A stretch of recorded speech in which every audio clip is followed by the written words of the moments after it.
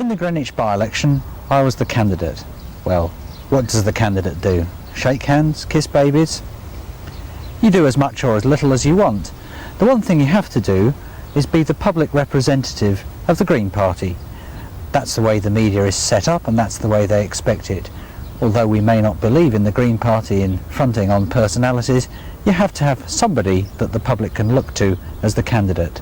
So you're the person that the papers are going to speak to, or the television, or just the ordinary people in the street are going to meet you as the person who's going to represent them in Parliament. That's the way people still look at it. It's important as the candidate to use your profile to put over the Green Party as a major political party, which is what it is.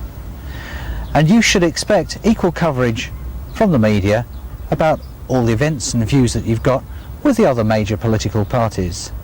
I'm Don Carlin, campaign facilitator for the 87 by-election campaign in Greenwich. I guess the job description of that means that you have to listen to what the candidate needs and to what the campaign needs, and then you have to put that into practice. You have to find ways and means of bringing that about. So your job is to draw together all the strings, to distribute tasks and resources as best you can, using people, trying to be enthusiastic, and trying to make sure that it gets accomplished. And that in the accomplishment people can enjoy themselves and have fun and show perhaps that there's a different way of doing things than in the normal political arena. Perhaps it would help to illustrate with a couple of small things that were done, a couple of small tasks. We decided early on that it would be very nice to have a tandem running through the streets of Greenwich as our, if you like, campaign vehicle. We wanted to use that to create a green image. Of course, what we had to do first was to find a tandem that could do that for us. We did that by going through bicycle cooperatives, and eventually, surprise, surprise, we found one very close to the candidate. We had to organise people going across London to get the tandem physically, to liaise with the owner, to find out whether he'd donate it for the cause, bring it across, find somebody who would be prepared to ride around on it and provide muscle power, as well as the candidate and or other people involved at that time, decorate it, and actually get it out physically on the streets. And we had to find ways of repairing it and keeping it going when we had one or two minor traffic incidents, is probably the best description with the tandem. I am the Minister of Transport. For my troubles, I got run off my push bike. My part in the Greenwich By-Election as the candidate involved taking about a month off work. We did all kinds of things, and most days we were working from more or less the time we got up to the time we went to bed on one aspect or other of the election. I spent a lot of time out on the streets in Greenwich talking to people, a lot of the time for the benefit of the press, trying to get coverage in the newspapers, talking to journalists and so on, or canvassing, being followed by a camera person from some newspaper or other. Not every election's going to have as much media attention as a by-election does in the run-up to a general election, but as a candidate you've got to be sure that you're getting the coverage that you want. So you have to be there yourself, and that's what I did. One of the ways that we did it was to get on a tandem, and that attracted a lot of photo story interest. But we also did things like holding press conferences in front of bottle banks. We couldn't afford to hire plush premises every day like the other parties were doing. One of the things we did find during the by-election, and that we learnt, I think, is that we needed to focus people, and the way we chose to do that was to have events and happenings. Let me share with you one of the actions that took place during the by-election in Greenwich at the start of this year. Behind us over here, there's the Royal Naval College, and inside that building is a small pressurized water reactor.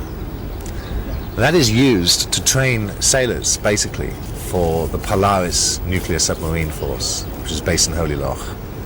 On February the 14th, whilst the Alliance, the Conservatives and the Labour were just talking at each other and talking at the electorate here from cars, we were out on the streets with the police, who were more than helpful, and in fact wanted more information from us. A small demo outside here was called Arms Are for Hugging. February the 14th, it was St. Valentine's Day. It seemed to us entirely appropriate to produce a very large Valentine's Day card, and which many of us in the campaign signed and delivered. We couldn't let the by-election go by without celebrating the fact that the meridian runs through the middle of the constituency. In fact, we're more or less standing on it now. And I suppose for any Green politicians, the significance of that has to be that this is where the East meets the West. And of course, right in the middle here, we're neutral. We don't have any East-West conflict on the meridian. And we were lucky enough to find in the middle of the campaign that Ronald Reagan's birthday arose, and we thought we'd make an event out of it. So Larry and I went on the tandem to the American Embassy and took him a birthday card and took him a jigsaw puzzle that I'd made which said "Arms off for hugging," and then we went on to the Soviet Embassy and gave a similar set of gifts to Mikhail Gorbachev's representative. His jigsaw said "Mir Miru," which for any Russians means, non-Russians I should say, means peace to the world. And kind of to amplify that whole theme throughout the campaign, we developed the idea of having a Meridian birthday party, to which both Gorbachev and Reagan were invited. I didn't see either of them on the day, but they may have been there in the crowd somewhere. Then we ended up outside, just opposite St Alphonsus Church, where there's quite a wide bit of pavement, and there we drew pictures on the pavement with chalk. We got quite a few passers-by to come and join us making the pictures, and actually, as I live in Greenwich, I saw people stopping and having a look for a couple of days afterwards while the pictures were still there, and a lot of people come from outside, and I think that the Green Party was making quite an obvious stand was new to people, and it was good way of reaching people. We were fortunate in the Greenwich by-election basically because it was a by-election, and we received a lot of support from all other London Green Party area offices. In fact, at one stage we had 100 people out canvassing, and during the whole campaign we probably had 150 or so for various periods of time. Of course, we live in an electronic age, a communication age, and it obviously helps if you've got somebody who's got reasonable skills on the telephone and can use the telephone to its best effect. I found that it was an invaluable tool.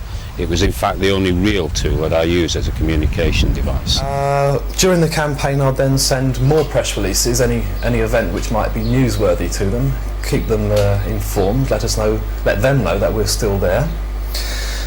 We also had a facility to fax information to them, and I think they were quite impressed with that because we got quite a bit of coverage. Next thing to do was just liaise with the media, phone them up, badger them, ask them when they're going to come down and film us and give us equal coverage to the other three main parties.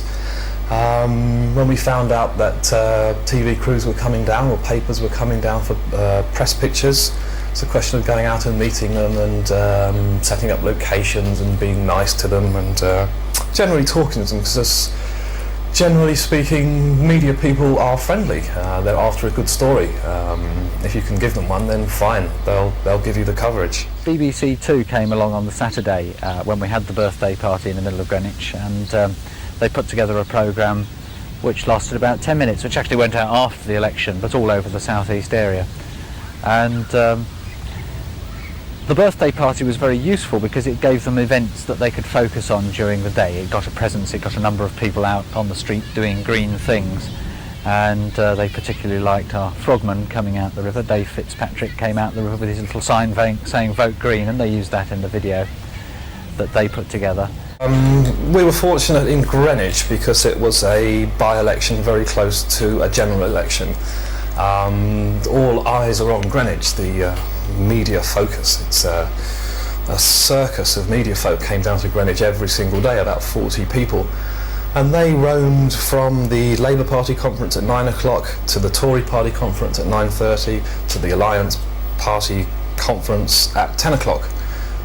We decided to have our press conferences at 10:30 outside the Alliance building, where the circus ended up at about 10:30. We held our press conference by the bottle bank. That way, as they came out from the Alliance press conference, there we were, tandem, bottle bank, little notice saying press conference.